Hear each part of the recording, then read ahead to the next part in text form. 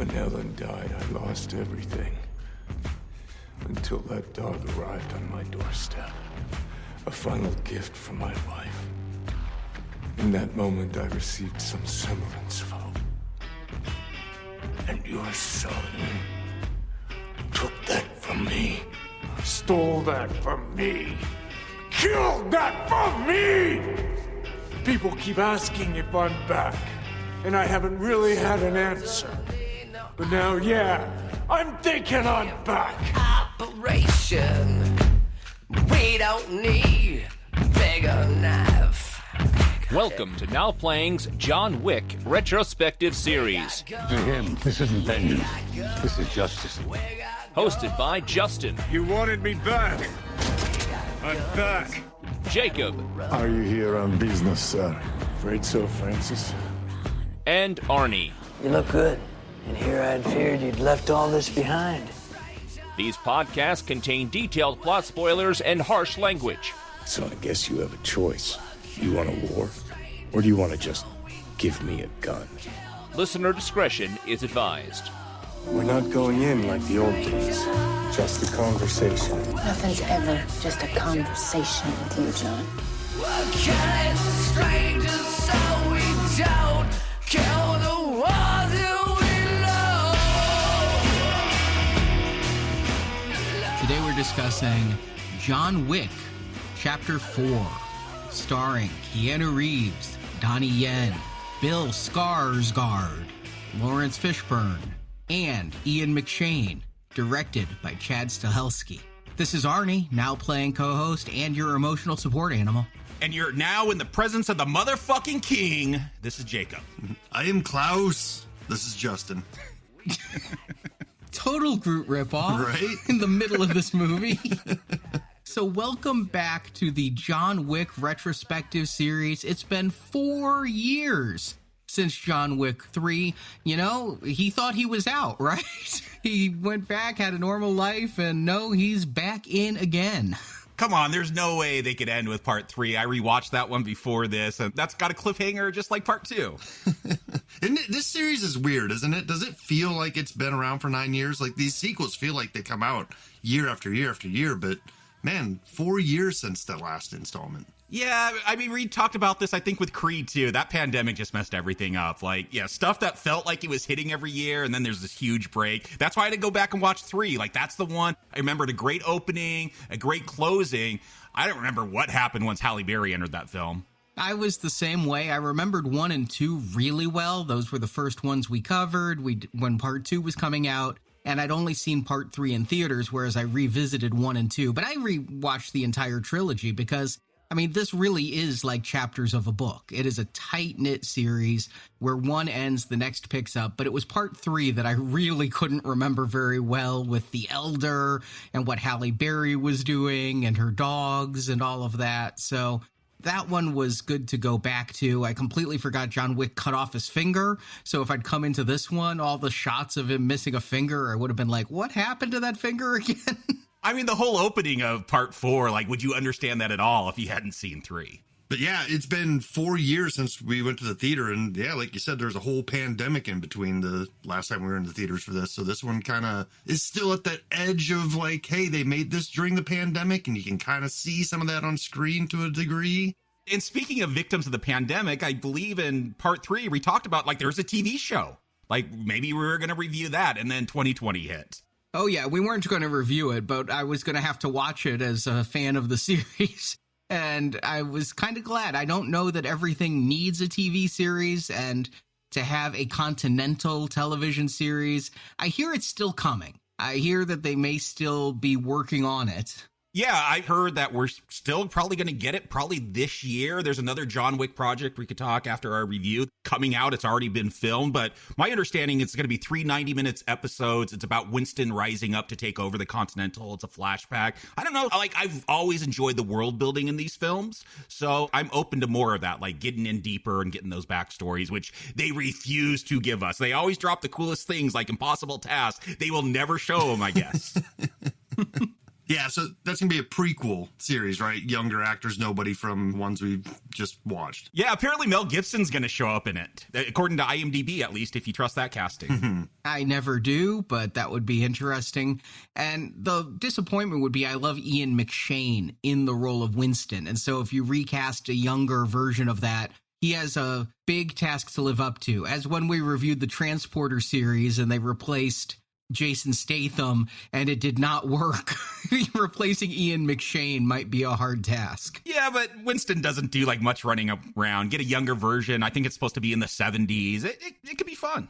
Yeah, the 70s would be a great time period for it, I do admit. But I have to say, I wasn't really missing John Wick because I felt like I was still seeing John Wick. So many ripoffs. Yeah. Chad Stahelski and David Leitch, who co-directed the first one, Stahelski went solo on the sequels, still are coming out with so many movies. I think the most blatant ripoff I saw, and it was from David Leitch, was a movie called Nobody starring Bob Odenkirk, where he's an ex-assassin who, just like John Wick Part 1, like in his basement has a stash of weapons. He's going after like a dog again or something, right? It's something for his daughter. I saw that one. Yeah, it was such a ripoff. It was a good movie. Bob Odenkirk is no Keanu Reeves, though. No, but that was the appeal. I was super excited for that one because I love his work in, Mr. Show, Breaking Bad, especially Better Call Saul. Yeah, it seemed like weird casting that might work. Yeah, they even ripped off the poster, if I remember correctly. It was just a big headshot of Odenkirk. All the fist around him. Yes.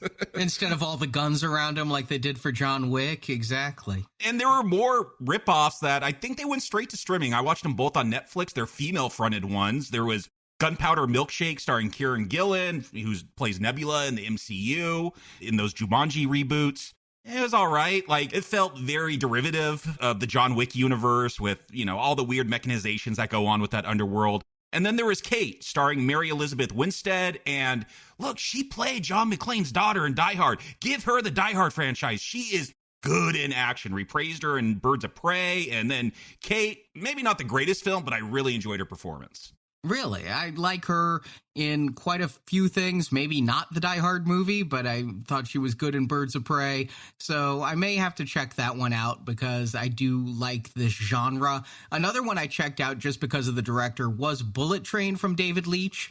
I saw that trailer and I'm like, that looks like John Wick on a train from the director of John Wick with Brad Pitt and Sandra Bullock and so many other people. I can't say it ended up feeling very Wickish, but it was a lot of fun with a lot of good stunts. And like John Wick, I mean, they were fighting with water bottles and all kinds of normal items. Yeah, it feels more like a Guy Ritchie film. I think my summary of that was Guy Ritchie in Japan on a bullet train. But Aaron Taylor Johnson, make him James Bond. He is so good in that film, so dapper in the suits he's wearing. That one was a lot of fun. Yeah, I love the fight with the big inflatable dude. Yes.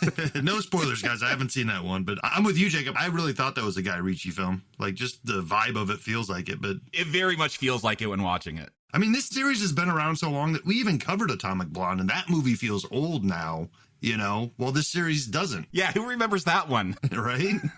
I remember it fondly. I've not gone back to it, but every time I'm scrolling through iTunes and like, what do I want to watch? And it's an A, I come so close to hitting play on Atomic Blonde. Yeah, it's at the top of your library, so it's always getting your attention. So were you guys excited for John Wick 4? Were you anticipating it? Because I have to be honest, I got a lot of stuff going on and I found myself just happy for the comfort of an action film, but by the same token, kind of coming in like, what more can they do? They've done so much. Yeah, coming into this one, everyone, Zachary Levi from Shazam complained, like, marketing did a poor job with Shazam Fury of the Gods. That's not the only thing that was done poorly in that. But I feel like John Wick, now I don't watch television. If I'm getting ads fed to me, it's typically through YouTube, and I do watch a lot of YouTube, but maybe because this is R-rated, I didn't see a lot of trailers popping up as pre-roll ads. I watched it when it first came out, and then before I saw this movie, I'm like, that trailer made no impression on me. What am I seeing? So I watched it again. So I don't know if I was hyped up just because that trailer didn't knock me out, but I'm like, it's probably going to be a good time. Like, the action's always top notch. That's pretty close to the way that I've now, in retrospect, feel like I've approached this whole entire franchise. Is I see John Wick's out there, I'm like, oh, geez, another John Wick. but I always end up enjoying it while I'm sitting there, right? It's a weird thing. It's like that cousin that you have out there that's like, oh man, they're coming to town. And then you go out and you're like, oh yeah, this is fun. I'm glad you came. They're a good drinking buddy. Yeah. Yeah, I didn't see the trailer as often as, like, I've already seen the Guardians of the Galaxy 3 trailer or the Creed trailer, all of those before every movie I go see. I don't remember seeing John Wick a lot. But you know what I had? For John Wick Chapter 3, they started this texting service where it's like you're getting texting from those suicide girls that are in the librarian sending out the contract notices. Yeah, so they always send out notices every time there's a new trailer or the tickets are for sale or here's an exclusive interview with Keanu Reeves. So I kept getting texts on my phone, and I have to say, that's kind of a fun blurring of the lines to feel like I'm one of those assassins getting the specialized messages about John Wick. But, you know, not a lot of advertising. A fucking sold out IMAX screening when I went. Wow, IMAX. Those are the expensive tickets. Yeah, maybe it's because I'm back in Springfield for a little while. There's only one IMAX screen, but I had one choice for a seat that was not next to a stranger. I took that seat, and by the time the movie started, somebody had taken the seat next to me and brought one of their freaking blankets. Like, people, I hate it when you bring your blankets. I don't know if you have bed bugs or smallpox or what the hell you're bringing in. But don't take your blankets to a theater, especially this wasn't even a recliner theater. You're just sitting in regular theater chair. Right, dragging your blanket on that floor. Yeah, I've seen people do it when you can recline, but never that. So I ended up sitting next to a stranger and hopefully didn't catch anything. I'm not even worried about COVID so much as I'm worried about parasites. Scurvy or something, yeah. But it was a full theater with an enthusiastic audience who were cheering and laughing. And at one point, and it was great, the entire audience, a packed theater, entirely in unison went, ooh.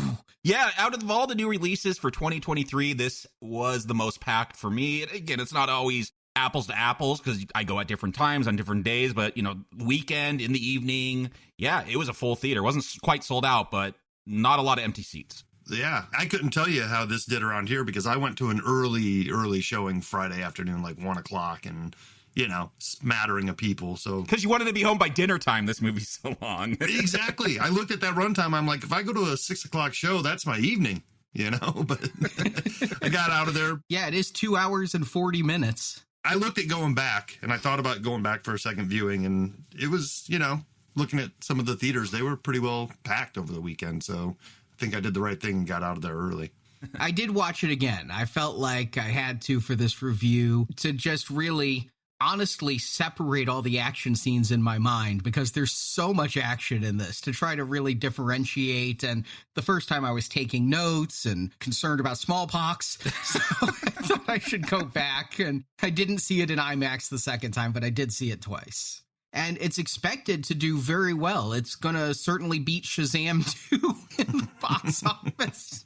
I mean, I feel like I could put out a movie and beat Shazam 2. It's going to over double Shazam. Shazam did around 30. This is looking at over 70 million opening weekend. Part 3 opened at 57 million. So that's a good improvement and showing that there's an appetite for John Wick. This always felt like a niche series to me. You know, I don't hear people talk about John Wick, and I don't see it on social media, but I think it's a series everybody sees. Unlike Fast and Furious, there's just no memes for John Wick. You don't mess with Keanu Reeves when you see him do this kind of action. You don't want him on your bad side for a bad meme. Yeah, and I feel like, you know, Keanu Reeves has already got his memedom. You know, he's sad Keanu and all that stuff. So let's leave John Wick out of it. But 70 million opening, then that's let's do it again money, isn't it? Well, it had $100 million budget, but I mean, this is certainly going to end up in the black when you look at this. Has huge international appeal too. I mean, it's not a dialogue heavy film. Yeah, when you don't have talking, you don't need subtitles. And when we do, they're in italics. And half the talking in this wasn't in English. Right. Yeah, a lot of subtitles, even in English for this one. So, Arnie, why don't you do some translation for us? Give us a plot summary. John Wick is still a hunted man. After killing the Elder last film and surviving the gunshot fired by Continental manager Winston, the High Table has appointed the Marquis Vincent de Gramont, played by Bill Skarsgård, to see to it that Wick is killed and everyone who helped Wick is properly punished. This means punishing Winston for not successfully killing John. If you remember the end of part 3, Winston betrayed John. John wouldn't kill Winston, and then Winston shot John off the roof of the Continental, but John was scooped up and lived. And as punishment for that, the Marquis destroys the New York Continental, declares Winston excommunicado, and kills Winston's concierge, Sharon.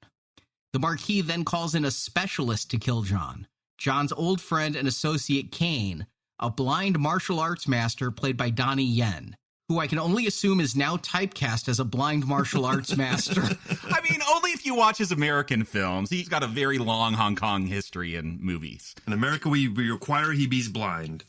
Yes. Rogue One and here. That's where I know Donnie Yen. I mean, blind swordsmen are awesome, so I'm not against that choice. John Wick seeks asylum in Osaka with his old friend Koji, who manages the Osaka Continental. However, the Marquis' Lieutenant Chidi invades the hotel. Koji is killed, but John Wick escapes. Guided by Winston, John has a chance for an out. He can challenge the Marquis to a duel. If John wins, he can be free of any obligation to the High Table. To make that challenge, John must be restored to his family of Russian assassins, the Ruska Roma.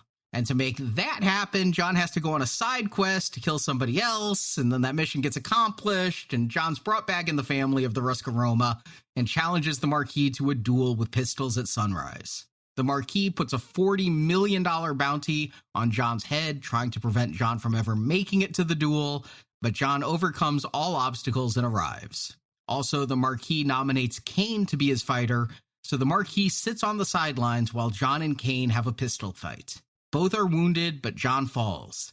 The Marquis relieves Kane and takes the gun to put the final bullet in John Wick, but John had never fired his gun in the last round. He kills the Marquis, winning the duel. But John dies from his wounds, and we see Winston and the Bowery King, again played by Lawrence Fishburne, standing over John's grave, buried next to his wife, as credits roll.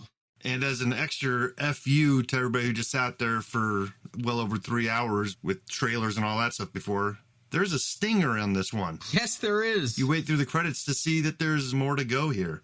Well, that was my question going into this, and at one point I started to wonder, is this the last John Wick? Are there more? Because I started to get what the tone was early on in the film and wondering if they're going to do what they end up doing. But yeah, were you aware of the place of this film in the John Wick chronology? Was there going to be more after this? Were there plans, or was there any news that this might be the last one?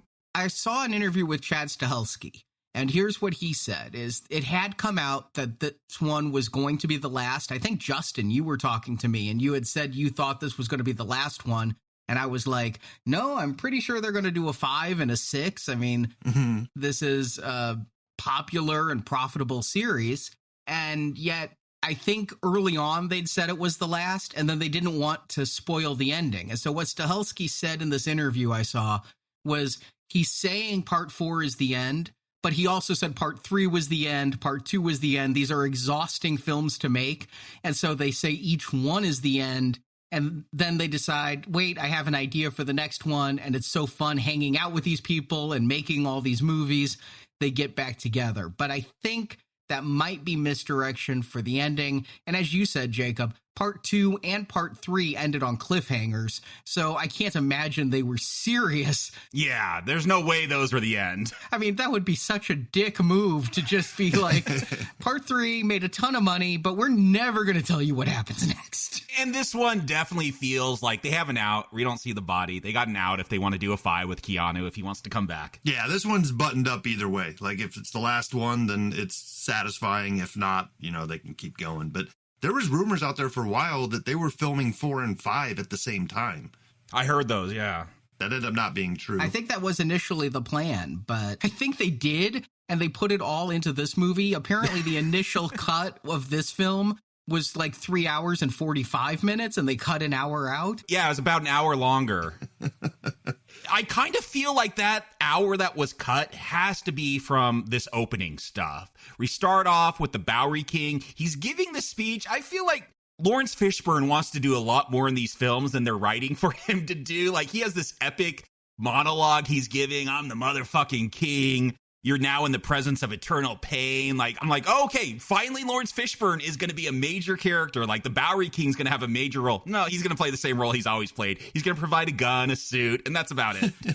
No TikTok man even. I was waiting for Jason Mantzoukas to show up. Mantzoukas got cut. He was out there joking around, though, in the aftermath of John Wick 3. He was, like, providing a false plot summary for 4 that was like making the TikTok man the biggest part of it and becoming the next John Wick. I mean, give us a TikTok man spinoff. There's so many spinoffs that could come from this. Do it.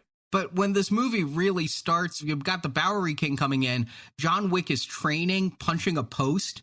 And I don't know if this was just the IMAX screening, but my God, was that punch loud. The first time it happened, I jumped. And after punch 3, my watch buzzed. And I'm like, what's my watch buzzing for? I look. Your heart rate? It warned me the decibel level was too high and can harm my hearing. Yeah, it really is a throwback to the Foley work of like Indiana Jones with those massively loud punches. Yeah, this opening, you know, all the way up until we end up in the desert again. This, to me, is where it feels like COVID hit it. You know, it's sparse sets, only a couple people, socially distanced and stuff like that. And I don't know, for me, it feels like, oh, we got to hurry up and get some of this plot from the last movie out of the way. You know, John Wick is still here. I mean, we even dump his dog. That dog was the best part of 2 movies. He rescued him. I thought he was going to get a new dog. In this one, they introduced one. Right. So that poor dog, you know, this whole movie to me revolves around the death of a puppy. And, you know, in the last 2, he had that rescue pit bull that he hangs out with. And now he's just unceremoniously dumped. We don't even see him in this one. Yeah, he wasn't much of a part of 3, if you recall. Like, at the end of 2, John Wick is on the run with that pit bull, and you think that's going to be a big thing. And then when they did part 3, they're like, well, what are we going to do with this pit bull? So they just gave him to the concierge to watch for most of the movie. Yeah, they always had dogs, though. Halle Berry had dogs she loved, and we'll have a character with a dog he loves. They're keeping the theme there. Assassins love their dogs. So the first 2 movies were pretty much contained within the local area, right? And now with 3, he starts globetrotting. He gets to Casablanca and all that stuff. And, you know, it was kind of a big deal. Like, he had to ask Angelica Houston for safe passage and help to get there. Now it's just apparently he can just hop on any commercial flight and get wherever he needs. Yeah, we're going to cut to him riding on horseback, chasing some guys. And that was my thought. Like, there's a 3-hour, 40-minute cut of this. All that stuff's in there. Again, all the stuff that was probably cut feels like buildup. I don't even know why we're going after the elder. He's not going to get his wedding ring back. This feels like it could have been cut too if you wanted to make this shorter. Here's my thought on this, is to show a theme. When I saw this movie the second time, a lot of the themes really were driven home for me that I missed the first time. And here, one of the things is, you know, he's going to be hunted by the Marquis. And what is said is, if you kill the Marquis, they're just going to get another Marquis. I think this is showing us you killed the elder. Well, here's just another elder. You're going to kill this elder. There'll just be yet another elder. Killing people is not a way out. And one of the vibes I got from the trailer when I watched that is this was going to be a lot more about John thinking about his dead wife and coming to terms with that. And I definitely think they do that a little bit by the end of this. I thought it was going to be a much bigger theme. So at first, I'm like, oh, this is really important. Like, there's going to be a bunch of side quests to get that ring back. But no, that wedding ring, I don't know. It's just gone. It's been melted down or something. He's never going to get it. Yeah. And you know what? I'm okay with, you know, getting rid of this old storyline quickly and dispensing with it. It just, visually, it felt rushed as well. You know, like we open up on him chasing some guys on horseback, dispenses of them, and then we end up back at the elder who, in the last movie, had like almost a tent city. There was tapestries and carpet and poles and, you know, and now he's sitting on a rug with a couple knickknacks around him. Well, he's a new elder. He hasn't had time to build his kingdom yet. He just got the job, you know? You don't take the pictures of your family in on day one. I'll say the other thing about this chase and this quick shootout, we're going to be, I think, 30 or 40 minutes. I'm not at home, so I can't turn the clock on to see where we're at, but it felt like 30, 40 minutes before we finally get that big action scene. And 2 opened up with that great car chase, getting his car back. 3 opened up more or less with that huge, like, half-hour action scene of him being chased through the city in horseback. This one's going to take a while, and it does feel like, oh, let's get through this. I know you love all your backstory and lore, but where's that big, grabbing, opening action scene? It's actually only about 30 minutes before the big action scene that comes, but it feels a lot longer. And it does. I'm taking notes, and there's so many characters introduced here. They get all their setup out of the way. When the action starts, it's going to be pretty nonstop, but we're going to have quite a bit here. In this scene with the Elder, they're really telling us how this movie is going to end, starting with what's basically the first real scene. The Elder's going to tell John, the only way John Wick will have freedom now or ever is in death. And John says, I know, because he says, I know a lot, and yeah, a lot. I mean, that does feel like the quest of John Wick is, yeah, you kill a bunch of people, you get your freedom, but that just pisses off more people, and then you got to kill them. It's never ending. Mm-hmm. And it's going to repeatedly just tell us, they're going to talk about his gravestone. He's going to talk about his dead wife. I feel like this movie is telegraphing. Of course, once I knew the end, I go back and I can see all the signs about how they're really setting us up that, to use the name of another movie, John dies at the end. Yes. And that's what I'm saying. As I'm watching this, I didn't know if there was a part 5 planned or if people knew he was going to die in this. I'm like, oh, I think he's going to die, though. Like, because that is throughout this film, this is the end for John Wick. And Justin, you talked about globetrotting. We're going to do a lot in this. We're going to go from Morocco, and now we're going to go back to New York. We've been a bunch, and this feels like a scene where they're really showing their cards. Like, we're going to really disrupt everything you know about John Wick. We have Clancy Brown, like always a bad guy, right? As the Harbinger coming in to fire Winston as the manager. I love Clancy Brown. He's one of my favorite character actors. You know, he's done so much work. Shawshank, the big one. Mm-hmm. We reviewed him in Shawshank. We reviewed him in Pet Sematary 2. So we've done the good and the bad and the ugly with Clancy Brown.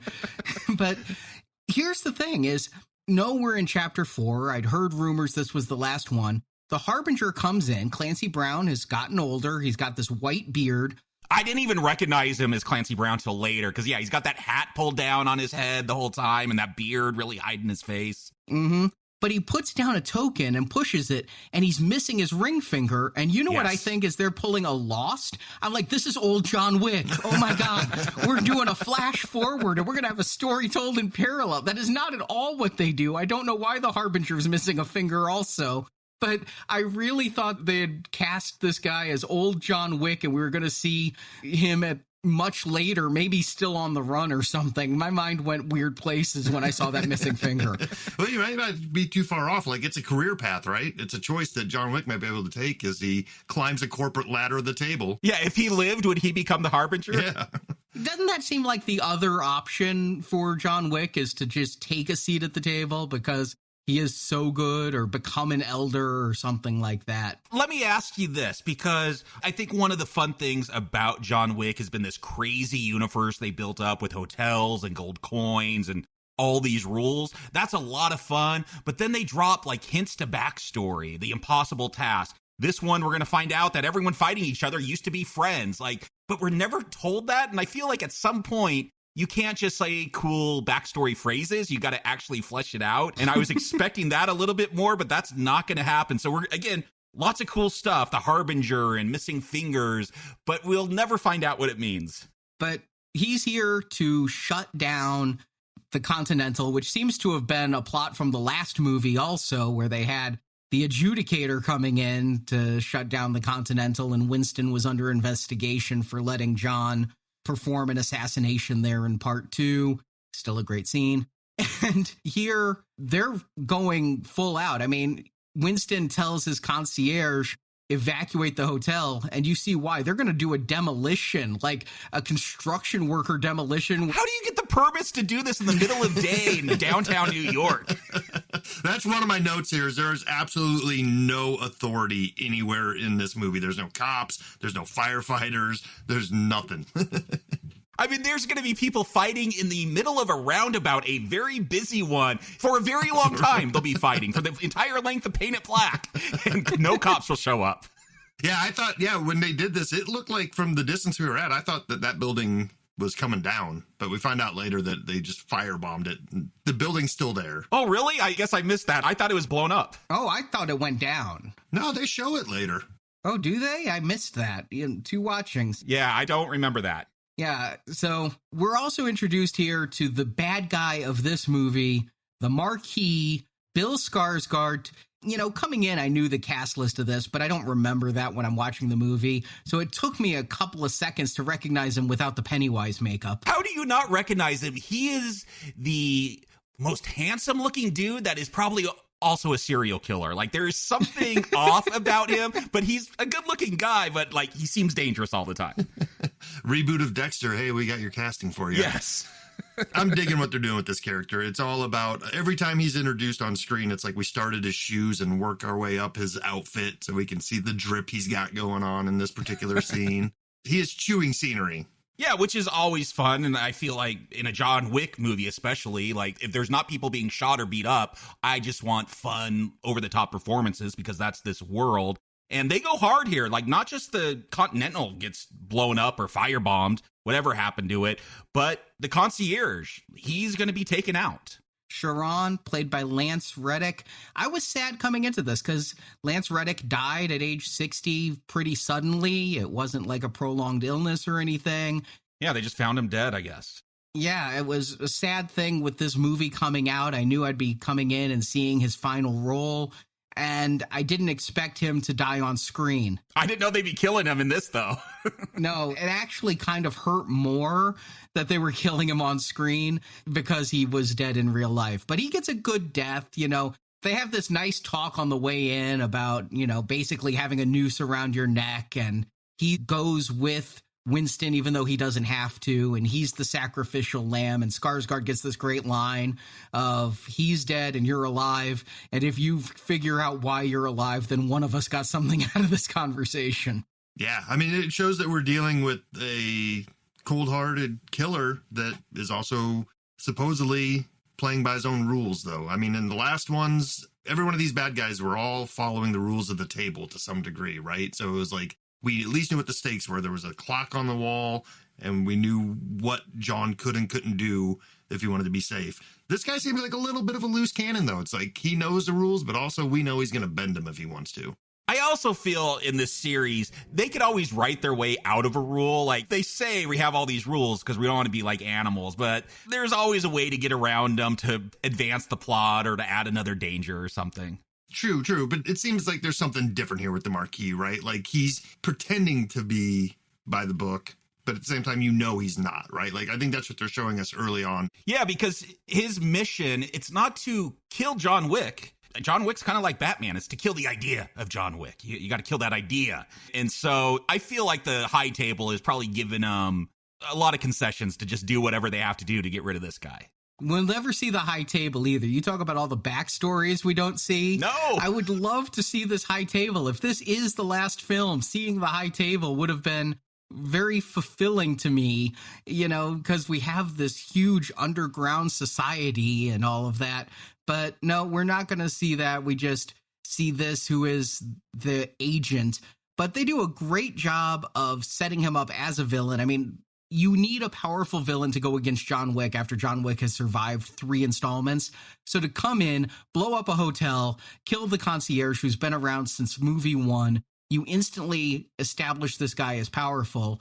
And then he brings in Donnie Yen, who's going to be even more powerful, even though he can't see. And they have the coolest subtitle in the world as he's given a card. It's in Braille, saying, who do you have to kill? He moves his fingers across it, and as he moves his fingers, up come John Wick.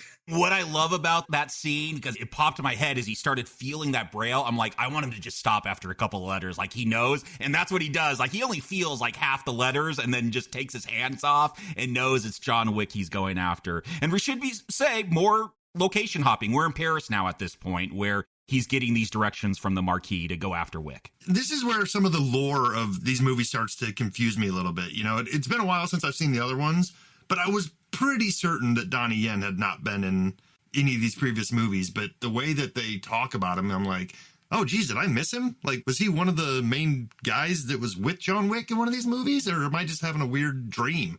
I think you're having a weird dream. We had the guy from Iron Chef as the bad guy in the last one, yelling, you know, whatever the secret ingredient is. But Donnie Yen has not shown up. And he does say they were friends. And I feel like, again, John Wick has this whole life before that first film as an assassin. That first film is him coming back into this lifestyle. So I don't know, you get someone that looks like a young Keanu and we could do a whole prequel series exploring all these characters. And I think the part that's messing with me is in real life, it's been 9 years with this series. In movie time, I think it's only been a couple weeks since the first movie started. Yeah. Mm-hmm. That was something dropped in like part 3 is it's only been a few days since he got back in it. And yeah, rewatching the entire quadrilogy so close together, I don't know how much time it took Keanu to heal. That's the one thing. When he fell off the building and was scraped off of the cement, I don't know. I imagine there were some broken bones and things. It may have been a few months there with the Bowery King. But other than that, I don't know. Yeah. And what's a little confusing is it feels like Kane is being hired by the Marquis or blackmailed. His daughter's in danger if he doesn't do this task. But then there's also a bounty put out on Wick, too. And like, the Marquis always hiring people, but then he just raises the bounty, too. So I'm like, why negotiate with this guy? He's just going to put a general contract out no matter what. But I don't think he thinks the contract will do any good. He's covering his bases. What I like about Kane here, Donnie Yen's character, Kane, not to be confused with Stick, the blind martial arts master from Daredevil. Which Donnie Yen is just basically playing. But Kane is doing the impossible task. Remember how John Wick got out, as he was given an impossible task if he wanted to be out of the assassin life and live a life with his wife. And what we're told here is Kane has made a deal in order to live a quiet life with his daughter. And he's told a little bit later on, this will be the final of your tasks. If you can kill John Wick, you're out. You can live happily with your daughter. So we're getting, if not a flashback to what Keanu's impossible task was, at least seeing that mirrored here in Donnie Yen's second build in this movie. He's supposed to be, you know, as big as John Wick. I don't know if Kane could carry his own movie, but Donnie Yen could carry his own movie. He's a movie star. At least in Hong Kong and China, they probably do really well. Oh, I believe Yen could. I just don't know if Kane could. I want to watch, again, like a good Snake Eyes film. We reviewed that one last year, a couple of years. I don't even remember anymore. But like, yeah, give me a good Snake Eyes film with Donnie Yen. I'm there for it. I want Kane. But more world hopping. Let's go to Japan now. This feels like a Bond movie at this point.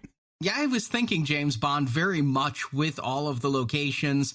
And John Wick, you know, it's just a good practice to tip well, tip your servers, make friends with the management, because when you go to restaurants, when you go to hotels, you know, make friends with concierges, because you're going to get that extra service. And it seems like John Wick is close friends with the manager of every Continental, because remember, Halle Berry was a manager of a Continental too. Was that a Continental in Casablanca? I didn't get that. Yeah. Okay.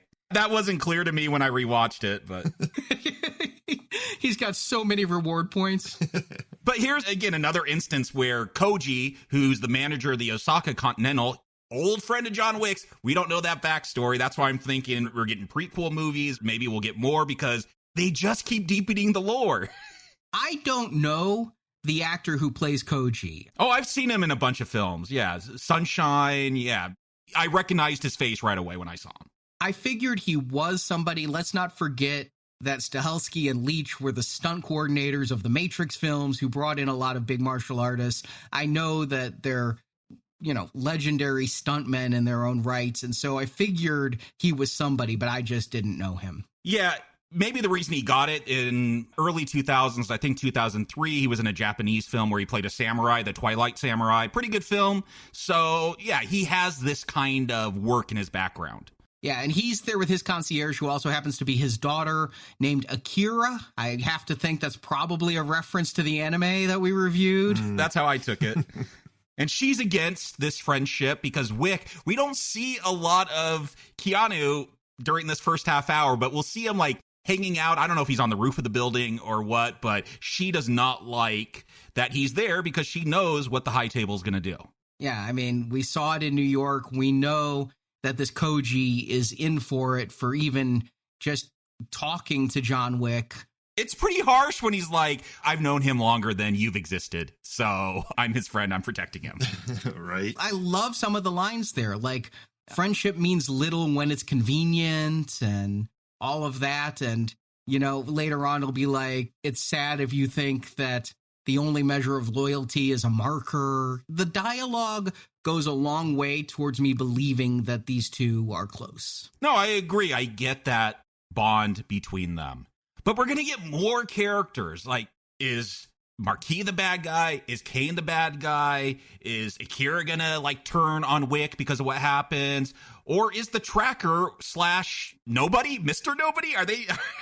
They're like, we could rip off our films if we made them ourselves. Like Mr. Nobody, who is not Bob Odenkirk, shows up in this.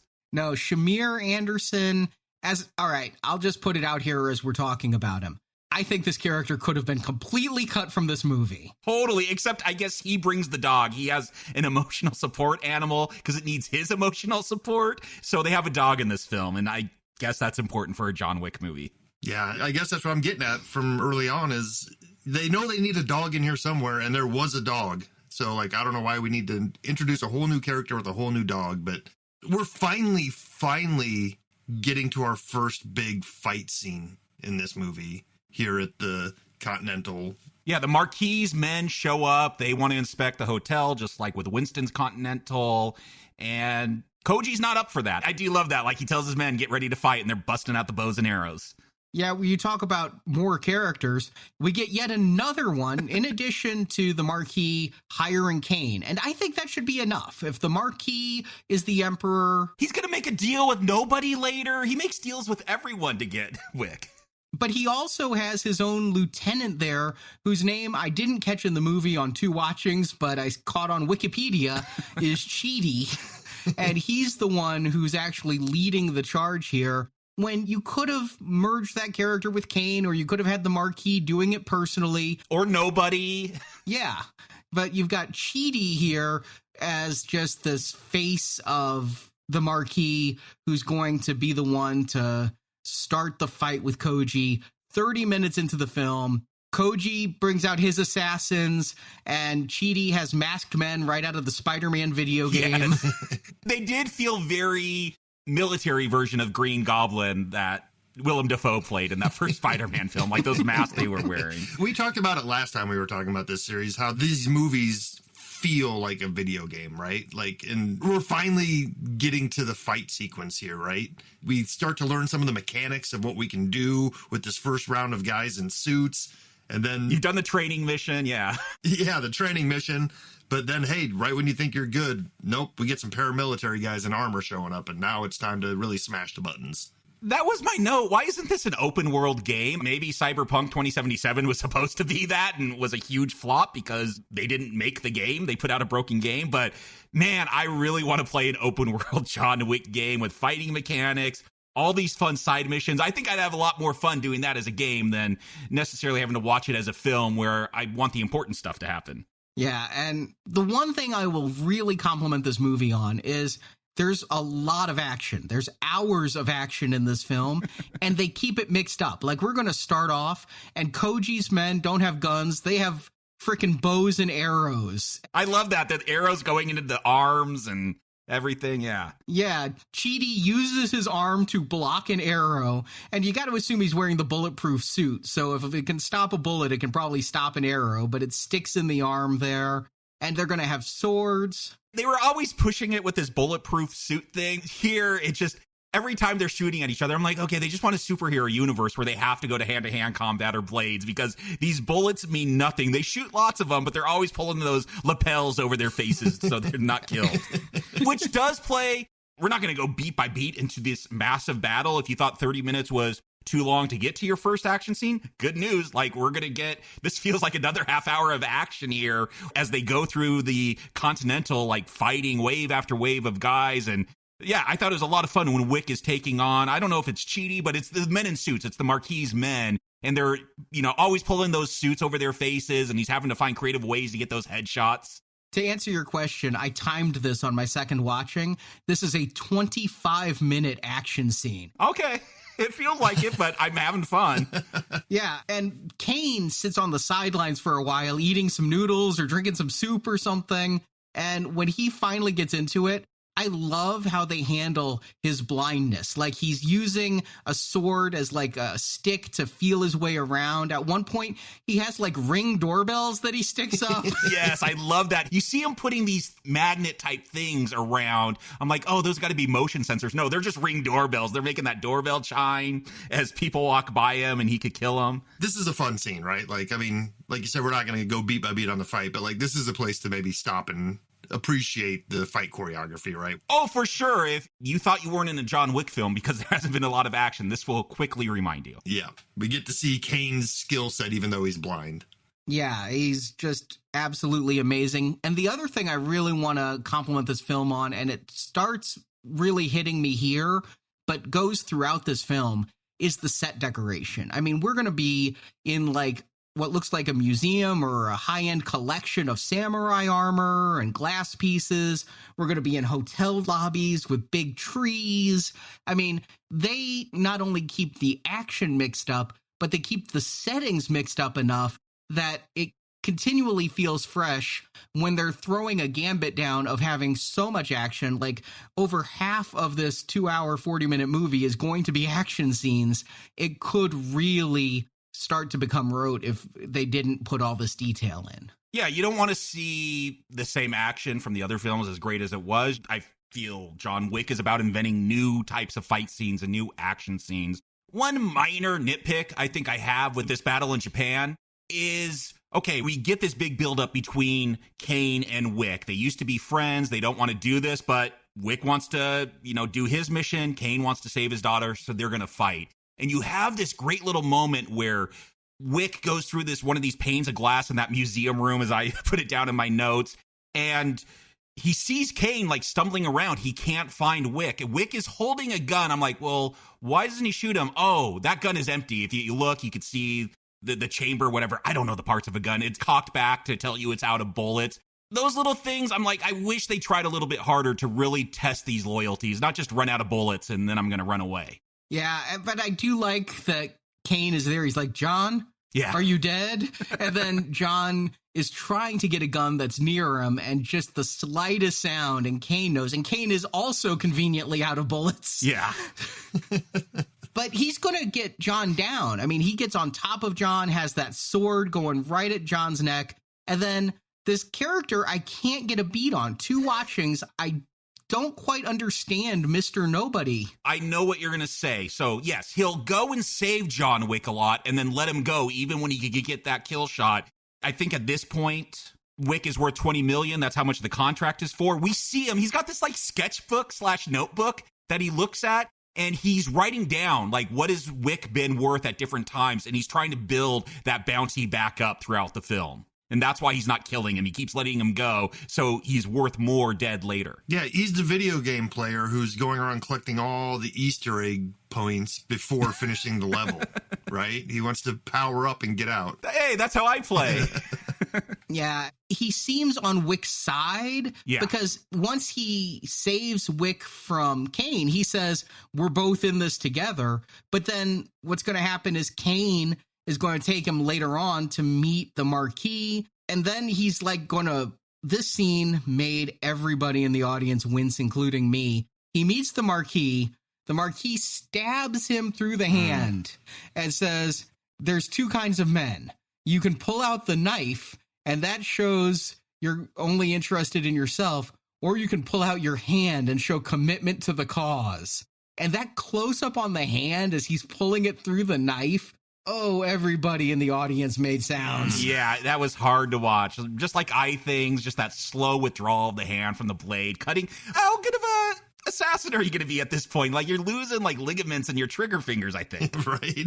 I would be out of commission for 6 months if that happened to me. This guy's bandaged up and ready to roll. He just bandages up and he's out there. I think the final thing before we leave Japan and get more into Mr. Nobody and making deals with the Marquis is Koji is going to be killed. Kane's going to take him out. Akira's going to see that. I do love that scene. He's like, I'll be waiting for you. Don't try to fight me now. You're not ready to fight me now, but I'll be waiting for you. I know you're going to come for me. Wasn't that in Kill Bill where like Uma Thurman had that scene with the little girl and is like, yes, you're going to come and try to kill me for revenge for killing your mother? Mm-hmm. Yeah, but it's badass. So you rip it off and put it in. Yeah, I think it's more badass when it's a kid you're saying it to. Like, I mean, this is a full-grown daughter, right? She's already... No, I do love Akira's reveal. Like, she's walking around. She looks, I don't know, kind of like a geisha with that robe on. And then she takes that off and has some, like, leather bodysuit underneath it as she goes and starts kicking ass. Right? Is she walking around with that all day long? That's got to be so sweaty. I think so. But John Wick is going to meet the man who shot him at the end of the last movie, thanks to a meeting arranged by the Bowery King. Wick and Winston are going to be there. This is the one scene I remembered from the trailer, was Winston saying, your way out is to challenge somebody to a duel. In the movie, I know it's the Marquis, but in the trailer, I had no idea who it was. But challenge him to a duel, and that is your way out. Convenient, right? Like, I feel like this could have been dropped at any point. That's what I'm saying about these rules, Justin, is they could always write a new one for the convenience of the plot. I mean, I guess what I'm saying is they could have said this 15 minutes into the first movie and skipped all of this, right? Like, oh, you're in trouble again. Why don't you just, challenge somebody at the high table to a duel and we'll end this. But no, yeah, you're right. It's convenience of the plot. And it finally gives us something to follow what John Wick is doing. Like, the first half of this movie, he's just kind of running around without any purpose, really. Yeah, looking for sanctuary, whereas now he has a goal. He has a mission to accomplish. And that mission's going to be super tough because if you remember in part 3, he was out of the family. He tore that ticket to be able to get to Halle Berry, which apparently he could just get to Casablanca at any point based on the beginning of this film. But he used that ticket. He's out of the family, but we got to go to another country. We got to go to Berlin, Germany, so he could get reinstated back into the family. Yeah, here's where we get introduced to I Am Klaus. Well, you mean the side mission? Yeah. That could totally be cut, except it goes on so long it comes around, and I'm glad it's in the film. It does, but I have to say I do feel like I'm feeling the length of this movie at this point. We're only in hour 2, and I'm like, okay, this does not further his mission. This is not a personal mission. What we're going to find out is the Ruska Roma leader was killed for helping John Wick get to Casablanca. That was Angelica Houston, I believe. I knew Angelica Houston got killed, but I don't think it was done by this guy. So I think yet another person was killed. Oh, okay. Yeah, there's a new character here, Katia, who's leading the Ruska Roma now. I guess she's the head of the family. And all these characters are adopted, so I guess they're like brothers and sisters in some way. Yeah, I think they're just orphans who were trained to be assassins, and that's their term of adoption. She wants Wick to kill the man who killed her father, and if he does that, I guess that's how you get back in the family. It actually seems kind of like an easy thing after making such a big deal about tearing that ticket in the last one. Yeah, but the guy he has to kill, I thought was going to be a rapper because his name's Killa. Killa Harkin. He's got a gold grill. This scene, yeah, you could cut all this, but at least I had a lot of fun during it. This actor, this huge guy with these gold front teeth, and they're going to play a game of 5-card draw, and for reasons, nobody is there, and Kane's also there. They all want to kill him, but I guess only one wants to do that. So if nobody kills Wick, does that mean Kane's daughter is going to die? Like, I feel like that is why they're all fighting over killing him, because they all have something, whether it's money or a daughter or whatever, they all have a reason that they want to be the one to do it. You mentioned that, Killa is this big guy, and I was like, he's sweating, and he's puffing on an asthma inhaler, and I'm like, well, they really got this big guy to do this role, and he's going to be doing big martial arts later, like the Kingpin, throwing people and whatnot, and so I'm like, wow, they really found somebody of a body type who was unusual and then able to pull off all these stunts. And then I looked up this actor, Scott Adkins. That's a fat suit. Oh, okay. I had no idea that was a fat suit. It looked a little comedic, but I'm like, oh, they just found a guy with a unique look. But okay, fat suit. Oh, I don't know. I was getting big Colin Farrell penguin vibes off this guy, right? Like, okay, so you detected it. There's something about the face that looked unnatural because it's under, all this latex. Yep. And then later when he's lifting his leg well above his head, then I was like, oh, okay, there's something going on here. Yes. Well, that's the funny thing. John stabs him in the neck, and I write down, oh, okay, this guy's dead. And then I'm like, why is this fight scene still going? And then he shows up. I'm like, okay, I guess he could get stabbed in the neck. Then he'll get stabbed in the neck some more. Was he stabbed in the neck with a playing card? I saw this twice, yes. And I'm pretty sure John Wick took a playing card and just gave him a really bad paper cut on the neck. I mean, there are guys that could throw cards and make them like stick in wood and watermelon. Like, that is a talent. And I guess if John Wick killed a dude with a pencil, like a playing card is a weapon too. A playing card is a legend that will surpass the pencil. Yes. Right. But yeah, this fight just keeps going. And at one point when Killa just like stands up again, I'm like, oh, okay, like you won me over. Like, this guy is unstoppable. I love when he sits up and like takes some puffs from his asthma inhaler and then just goes back to fighting. Yeah, this whole scene was a little bit troublesome for me. You know, I mean, first of all, they're trying to act badass with like a life or death stakes card game. And he's like, we're playing 5-card draw. It's like, that is the least gangsta. Like, you know what I'm saying? It's like, we're going to play Go Fish for your life. I mean, there's nothing, you know, I mean, dramatic about like, and how many you need? 2? All right, 3 for you? Great. Okay. I mean, it just kind of pulled me out of it a little bit. It's all just a setup to getting into yet another fight scene with a cool backdrop, right? I feel like we've been in a nightclub fight before, right? Oh, yeah. We've been in a nightclub fight in 2. Yeah. I don't know. There was something fun about, again, a good soundtrack, some pumping like techno music in this club. I love that, like, for most of the scenes, people just keep dancing as this fight goes on. There's a few shots where you see people, like, scared and cowering, but I do love, like, people will just keep dancing. Just like when we get to France, they'll just keep driving. Doesn't matter if there's 2 dudes fighting in the middle of the roundabout. And again, the set design here, you know, when they're playing the 5-card draw, there's the big fan blades that give it a noir feel. Everybody's got these shadows crossing their face. And then with the fight, I don't know if this club has leaky pipes or a sprinkler system going off, but there's like areas where they're getting wet. Do they have like foam parties and that's why they have all these pipes to pump in the foam or something?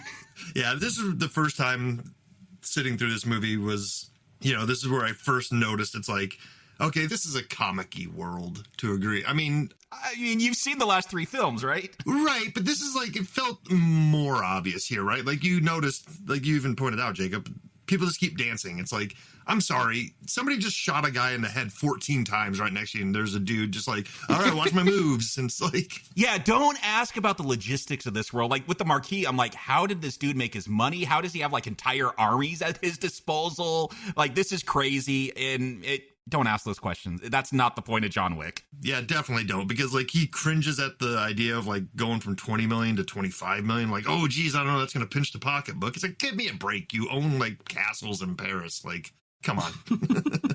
The thing I've learned about dealing with rich people is they didn't become rich by spending their money. Yeah. They became rich by not spending their money. And so I honestly believe a billionaire would haggle over $5 million. I mean, Elon didn't want to pay that dude more than $50,000 to take down his Twitter that was showing his plane. So he paid $42 billion to buy Twitter and ban him. But this is a pretty good fight, right? Like, we get some stuff going on here. Like you said, there's water involved now, and it's, you know, neon lights and a nice soundtrack behind it. But I found myself less enthralled with the action on screen and more watching the background dancers for some reason. I'm with you, Justin, because, again, because this wasn't John Wick's mission, and because it did feel so much like the nightclub fight in part 2, where people also just continued dancing, I felt like it just was lacking the oomph that first fight had. And I'll say one thing about movies that I never really thought about till I started reading interviews with editors and directors and things is with comedies and with action, you have to really ride a fine line because you can only stay laughing for so long. And that's why 2-hour comedies often... They don't work. don't work as well. And with the action film here, once the action started at the 30-minute mark, I find myself getting a little bit exhausted. Like, I've been adrenalized by the fight, and at this point, I'm like, tired. Like, I want a talkie scene. Fortunately, they're going to give me a couple of them next, but it's really an exhausting experience to watch this film. Yeah, we've all said it with this side mission. It is a side quest in video game terms. It's not necessary. You could have gone like the Indiana Jones route where you build up this villain, like the guy swinging his sword all around, and then John Wick just like kills him super quick. Just like Indy just pulls out his gun and shoots the guy. Like, you could have done something more comedic like that, got to the point. Wick still looks like a badass because he just walked in and killed Killa, like he was supposed to be this super tough guy to do. But yeah, I guess if this is the last one in the writers and directors' minds, they want to put everything in there. And he already did that, though. He killed the Elder. The Elder's like, there's no point in killing me. And he's like, yeah, boom. Yes. So we kind of had that sudden one-shot kill just to open the film. I like the fight, though. I like Killa versus John. That was a lot of fun to me. And again, you get Kane in here, and Kane this time stops nobody from shooting Wick. Yeah, because Kane, my interpretation at least, is Kane, if he wants to save his daughter, he has to be the one who kills him. It just can't be that John Wick dies to get out. He has to accomplish that, as we called it, the impossible task. Kane is also conflicted, right? He doesn't want to kill John Wick, you know? Yeah, they're friends. Right, that's his motivation, but I feel like he is hesitating because of that as well, not just because he has to be the one to get the job done. Though nobody does a better job at showing that, because he'll be shooting bad guys to save Wick, because, again, my reading is he wants that contract to go up before he kills him. Right. Well, later on, there's going to be a moment between Kane and Chidi where Chidi says, you can't shoot me. So there's some kind of rules that Kane has to abide by, I think, that nobody doesn't. Kane can't just go and start killing the Marquis men, whereas nobody is a bit more freelance and can do whatever. Nobody doesn't even have a name, let alone have people to care about that the Marquis could go after, whereas Kane has to abide by the rules because they apparently know where his daughter is, and if he doesn't do what they say, they'll kill her. But if I'm feeling tired, they're going to give me a really long pause. Winston is going to walk down this long hallway that just keeps going, and my audience watched this, and at some point we just all started to laugh at how long this tracking shot is of Winston walking in to see the Marquis. Click, click, click, click. I guess that's one way to flex about how much real estate you own. It takes forever to get to whatever room you're in. Right, but it almost starts to play a little bit like an Austin Powers type of comedy, right? Like, yeah. It goes so long, like it stops being funny, and then it's funny again. And we're going to get some more really fun dialogue between Winston and the Marquis. It's their second tete-a-tete here, and they're talking about tradition and how the old duels are really something that happens, and it's a bunch of one-upsmanship. Well, Wick can't challenge me. He doesn't have a seat at the table. Oh, Wick is back with his family now. He got that branding on his arm. His ticket's back. And I got a second-degree burn off my 3D printer, and that fucker hurt for days. I can't imagine how bad a branding would hurt like that. That's what I'm saying. All these assassins, like, mutilate themselves so bad. Like, how can you still do what you need to do? I just was wincing thinking about my poor thumb. I couldn't do anything with it for a couple of days, let alone this massive burn on your arm. Because, I mean, it's a smelting pot. It's not just like a brand. It is a smelting pot. If there's such a thing as a 4th-degree burn, he got it. Yes. Yeah, and the pretense of health and all that stuff is out the window here. It's like you just buy it. Because previous installments, we go to a doctor. We go to a medic, right? Just to get patched up. Now it's, you got a burn, you're missing a finger, you got your hand cut through, just deal with it. We're moving forward. Hey, they pour some liquor on it to sterilize the wound. Yeah, little vodka, here's all. And I'm sure this duel is a conceit to just go after the Marquis, but I did feel like if this would have come out, if we didn't have the bad times in 2020, I know April of 2020, the gift for my daughters for Christmas in 2019 was to go in 2020 to see Hamilton, and that's a big thing about a duel. They know all about the rules of duels because of Hamilton. I do wonder if this was a nod and then just so much time had passed, like we've kind of forgotten about Hamilton now. Aaron Burr. Yeah, I mean, they got seconds and everything, with Winston being John's second. But explain this, maybe you can, Arnie, because you saw this twice. What is with the metal, like, Yu-Gi-Oh cards that they're flipping? They say that the Marquis gets first choice and he's going to pick weapons, but then John gets to make some decisions too. I didn't quite understand this whole little scene here where they're making the rules for the fight. They're just like playing cards, only they're metal because that looks cool. It's just high card wins that choice is all it is. Yeah. I see. It sounded like Clancy Brown, the Harbinger, said the Marquis got to pick first. But then what it is he just picks something, and it's the weapons. Yeah, there's numbers on the card, so maybe if you get the higher number, that's the one that wins. That's what it is. Okay, because the Marquis wanted blades, which makes sense because he's going to pick Kane to stand in for him. I'm like, oh, you're going to give guns to the blind man? That doesn't seem optimal, but Wick wins that round and they get to use guns. Or dueling pistols, at least. And also, they flip over high card to see when do you do it, and you know, this movie could be 40 minutes shorter if John Wick won this high card. Because now the Marquis like at dawn and Wick, now.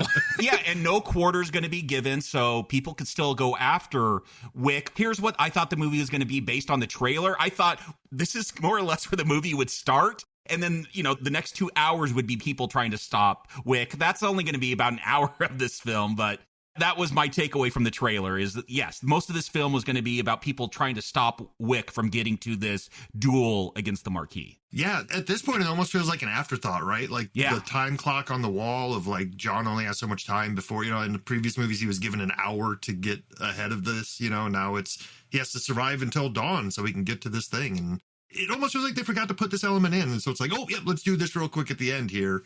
And it kind of switches gears now. Like, I feel like if we were in third gear before, we're clicking it up to fifth gear now.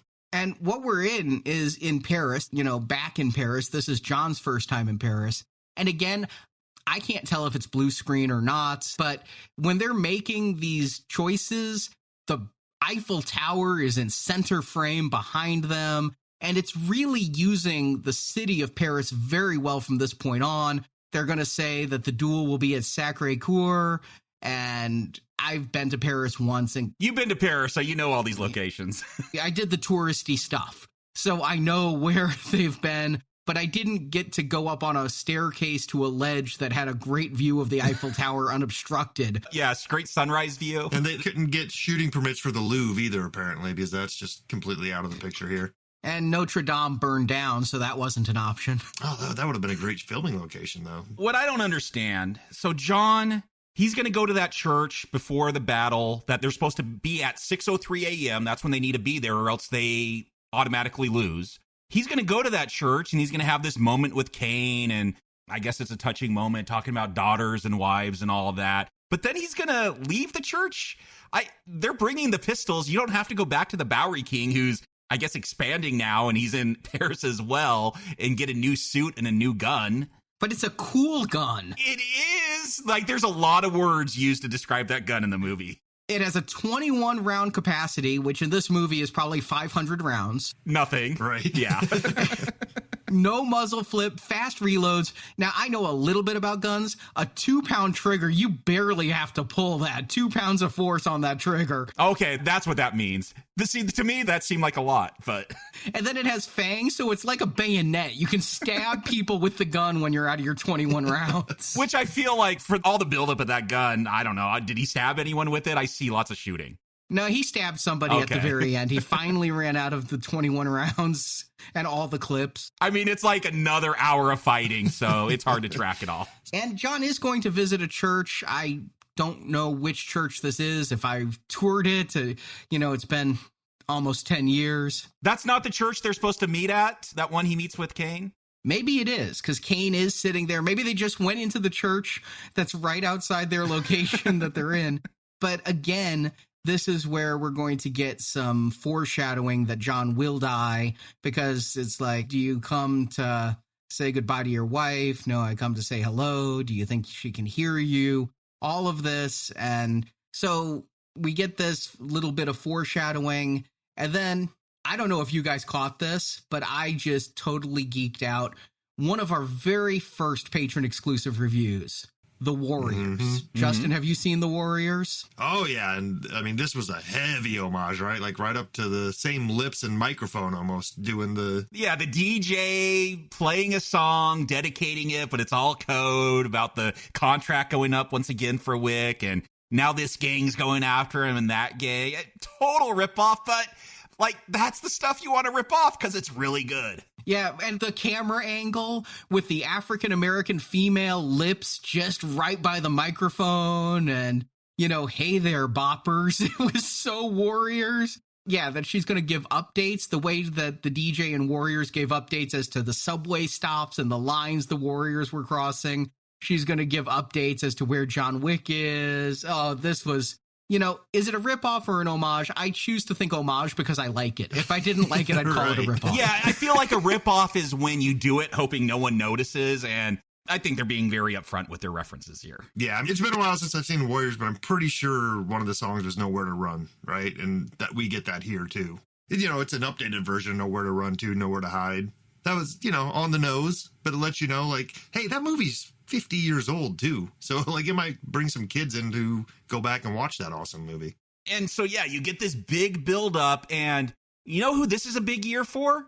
Apparently the Rolling Stones and getting royalties for Paint It Black. We had Black Adam. Now we have, like, this music kicks in, and it's by a French female singer, this version. This one's really hyped up. I looked into who this was because I'm like, oh, I really like this version of Paint It Black. And she did that back in the 60s, and I like that one even more. This one's a much more cinematic version. I went and bought, like, the record of her old stuff because I like her singing so much. But, yeah, you have Paint It Black kick in. You get these cars. Like, I don't think we've had a lot of car foo at this point in this film. And now we're going to get it, like, with Wick driving around with no doors on the car, hitting people. This new Fast and Furious movie coming up is going to have to work hard to outdo the car chases in this. Although I do feel like both John Wick and Chidi are as invincible as Dominic Toretto because they get hit with cars so much hard.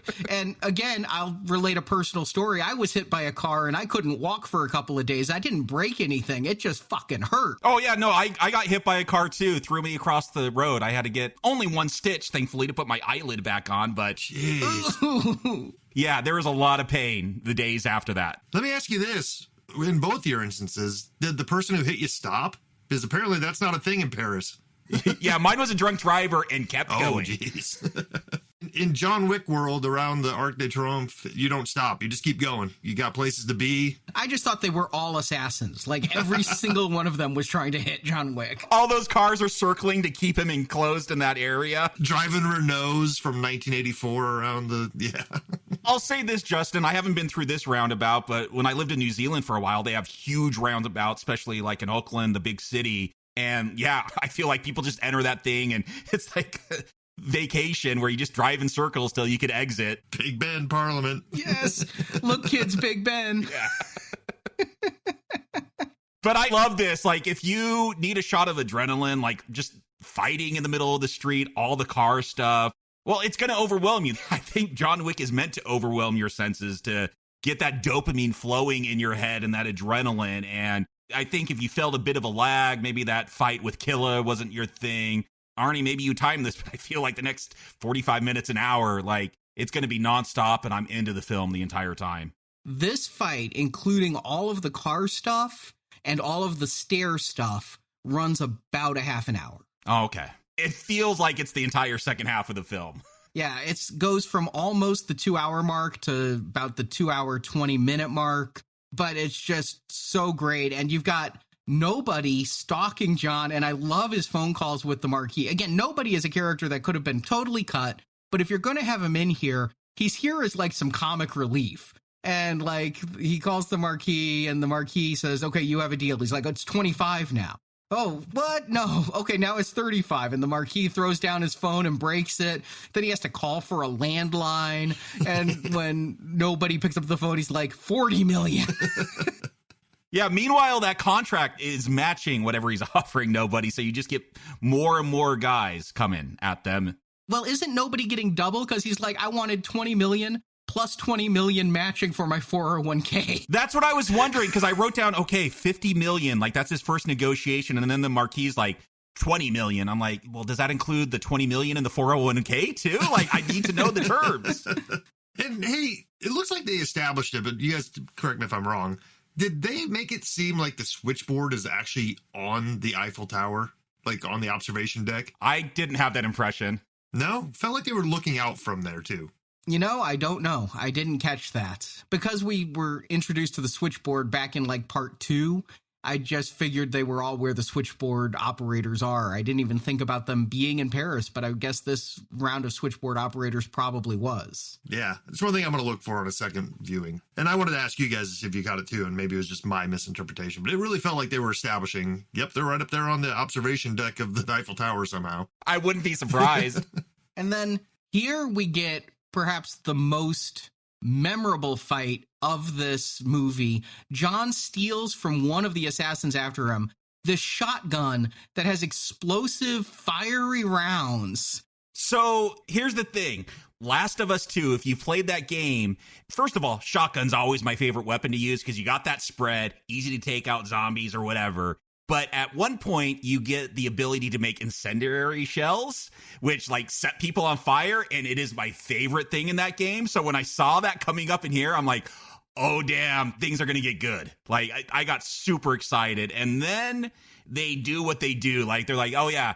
Is the adrenaline not enough for you? Do we need to get super like artsy and just really impress you with some camera work? Now we're a top down like shooter. I don't know, like Smash TV. If you remember that arcade game where you're just running around from room to room shooting people, I think it's like a game show and you're getting prizes as you kill people, but it becomes a top down shooter and it is beautiful and adrenalizing and amazing. And I love this scene so much. Yeah, I was starting to get worried that we weren't going to have a signature John Wick type of fight scene in this movie. Everything we've seen so far feels like, to a certain degree, we've seen it before. Sure, they've upped the ante and changed the background to cooler places, but we haven't got that one thing that like sticks with you yet as John Wick movies go. But I think this is it, right? A full top down, like you said, Jacob, almost feels like a video game from the 80s where it's just head and shoulders.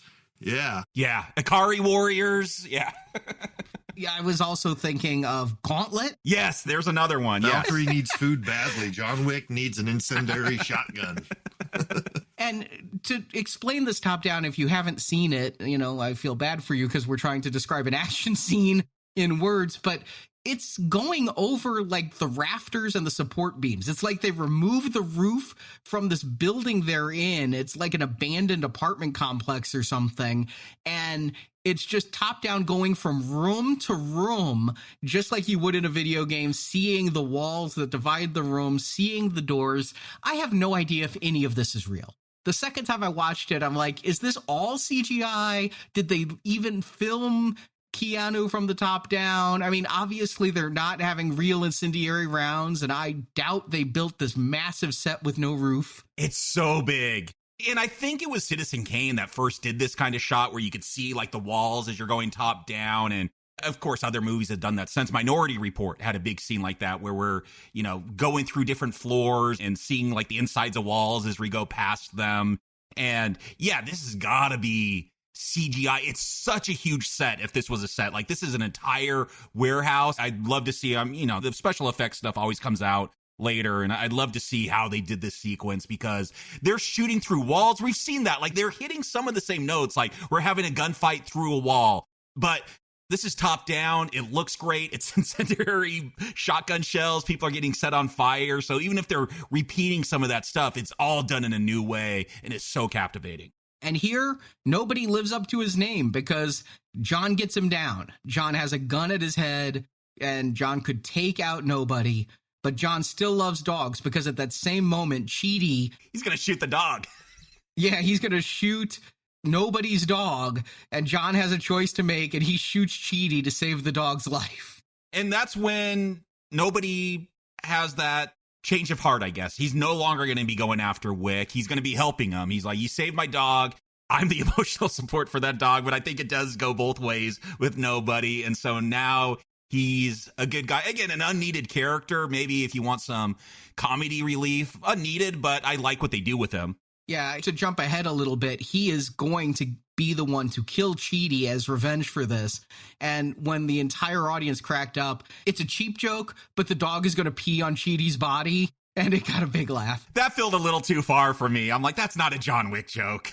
But the thing is, he describes the dog as a girl, but the dog lifts its leg to pee, so I don't know. How do girl dogs pee? I figured it's all the same. Yeah, he respects its privacy. No, they squat. Oh, they squat. Okay. I guess We'll call the dog they. But yeah, if all this isn't enough, I love this. Like John, he gets to the steps of the church. He's got 3 minutes. 122 steps, I think, is what they say. 222 is what the DJ says. Oh, 222. Okay. I misheard it.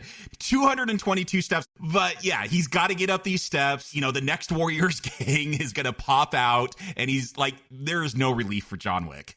Oh, and I'm just sitting there like, he's been hit by cars. At the end of this fight with nobody, he gets knocked out a 3rd-story window and lands hard on a van. That's when my entire audience just went, oof, because he hits that van hard. He gets back up. He gets to those steps. And, I mean, just doing 222 steps on a good day when you haven't been hit by 5 cars, fallen out a window, been shot. And remember, in part 2, they said this tactical lining in your suit stops a bullet, but it's going to hurt like hell. And so apparently they don't hurt as bad anymore. They've improved the suits, but... Oh yeah, this guy's got so many broken ribs and bones at this point. And to do the 222 steps alone in the amount of time he has left, I thought was a challenge, let alone doing it as they go up. And then we get this, like, Sergio Leone moment. Like, when the first guy shows up, he's going to pull his coat back and show his pistol in a holster. And the score is going to bring in... It is Leone. An instrument that sounds like a whistle. It sounds kind of like do-do-do-do-do-do-do-do, but it's not a whistle. Yeah, that Morricone soundtrack, they're totally replicating here. Uh-huh. And it's a fast draw competition, but on stairs. I'm just seeing all these references, and I'm sure there's a million more references I'm not getting because I just don't have a steady diet of Hong Kong stunt films, but... Yeah, but I appreciate it with the John Wick series because these are not necessarily about story. Like, if I try to break these down by story, I got a lot of issues with the film, but these are love letters to action films, so it makes sense to reference all this stuff. But he's going to kill everyone. He's going to finally make it. Kane shows up to help him. Yeah, I mean, here's another moment that the entire audience went. He makes it up the stairs, and then Chidi is there and kicks him back. Yes, I love this. He rolls all the way down. And these stairs have, like, landings. So you think he might go down 10 steps and stop on the landing? No. Now, I'll continue telling stories of my personal injuries. I've fallen down a flight of stairs. Ooh, that's got to be painful. It's almost happened to me. I've slipped but caught myself. Arnie Wick today, man.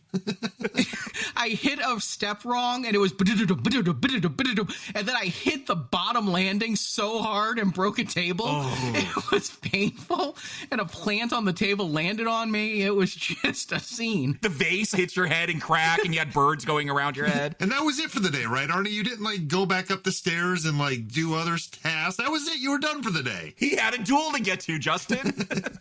Let alone get knocked down landing after landing, and he gets knocked down about halfway, and you're like, okay, only halfway. And then he gets knocked down the rest of the way.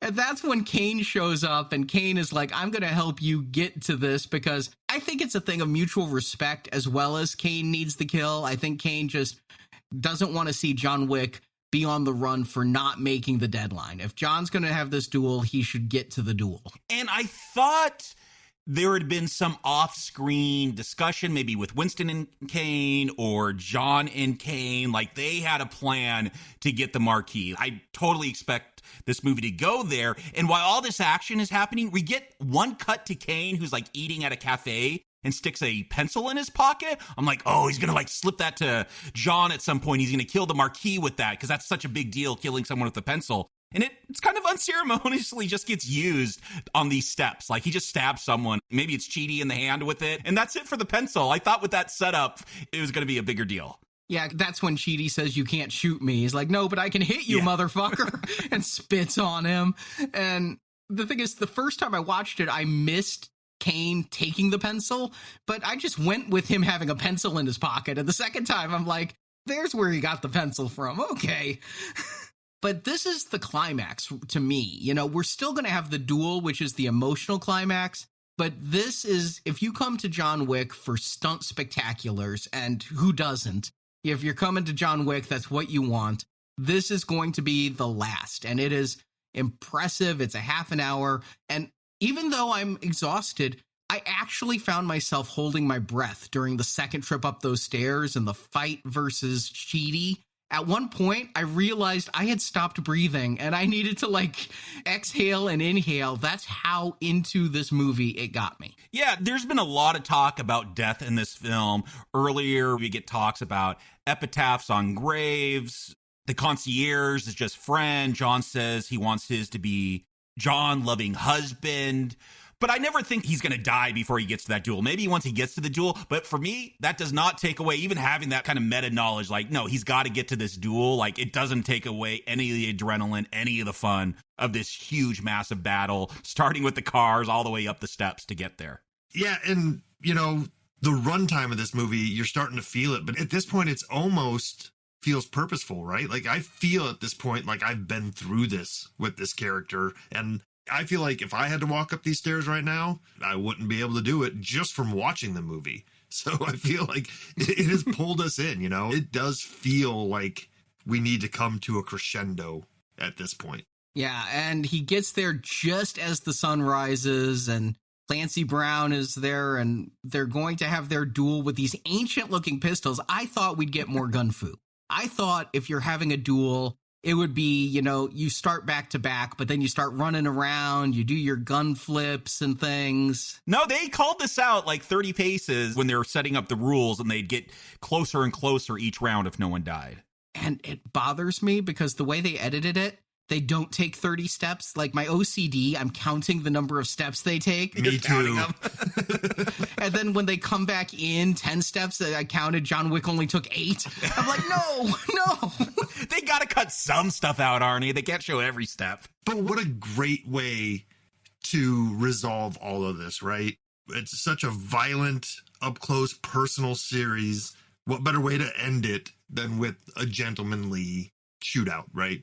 Yeah, that's the irony, I think, is we've had all this grotesque violence. And again, going back to Hamilton and the idea of duels, just something, it's from a different era, but that's how gentlemen resolve their disputes. Which is why nobody believes it anymore, is because the high table hasn't done this in so long.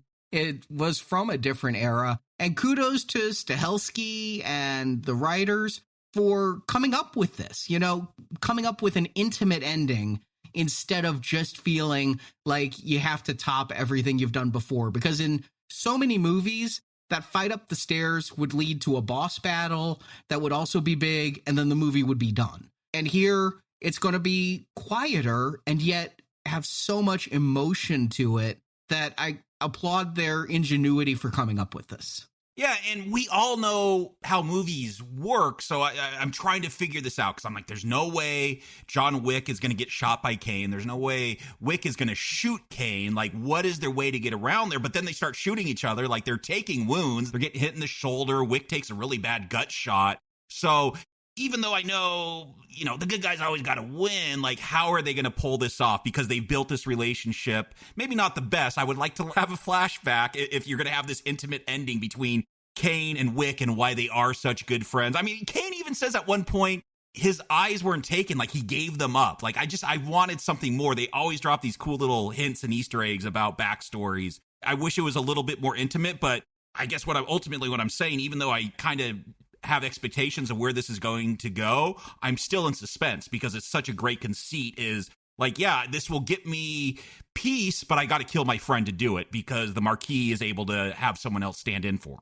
Yeah, I didn't know how this would go because you're not going to kill John Wick on the first round, and John Wick is not going to lose, is what's in my mind. I didn't think even the first time that he would die, but I knew he wouldn't lose.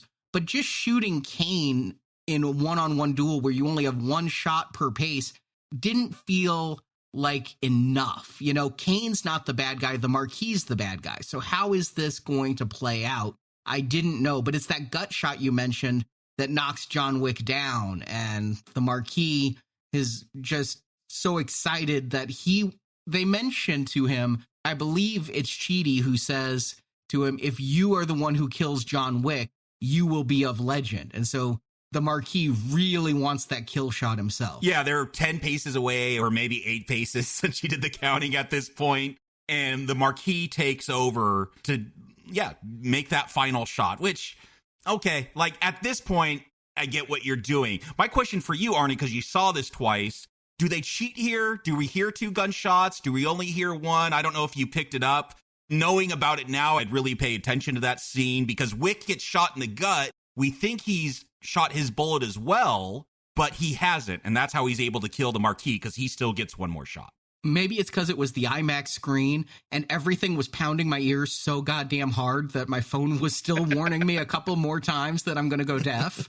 But I only heard 1 gunshot that first time. And when he went down, I was like, John didn't even fire. Is it because he won't hurt Kane? Why didn't John fire? And then, yes, Winston is just going to call out the Marquis as such an idiot for not noticing that John never fired his gun. But I even caught that on the first round as John, I thought he didn't have a chance to fire his gun, that Kane was just faster and got him in a bad place. Yeah, I was in my notes like, okay, shoulder shot, hit the ribs or something with Kane. Like I was trying to track all the shots and I noticed like, yeah, John takes that gut shot, but I don't think we ever see if Kane got a 3rd wound, which he wouldn't have because that bullet wasn't fired. The only thing that kind of bothered me a little bit about that was, and it might be an edit thing, but we see John on the ground and he has dropped the gun. And it's more than just reach over and pick it up away from him. Like he's going to have to roll a little bit to pick up that gun to fire. My other concern is, if he hadn't fired, doesn't the Marquis need to go back 20 paces? Is this a technicality? Do they have to redo this shootout because the Marquis is 10 paces closer? The Marquis claims the coup de grace, which is, the final end, which I just know from playing games that were in French. But I think it's just he gets the kill shot. And because that meant he was still in the duel, because, yeah, what it is they should be at 0 paces. They were at 10 paces. They should be at 0 paces. And John still had a bullet, whereas the Marquis thought, I'm just going to shoot you because you can't walk any further. And yeah, the gun doesn't appear to be in your hand, as Justin said. And then, but it's such a gratifying headshot with all the blood coming out the back. I mean, they really put into Bill Skarsgård's explosive head wound here.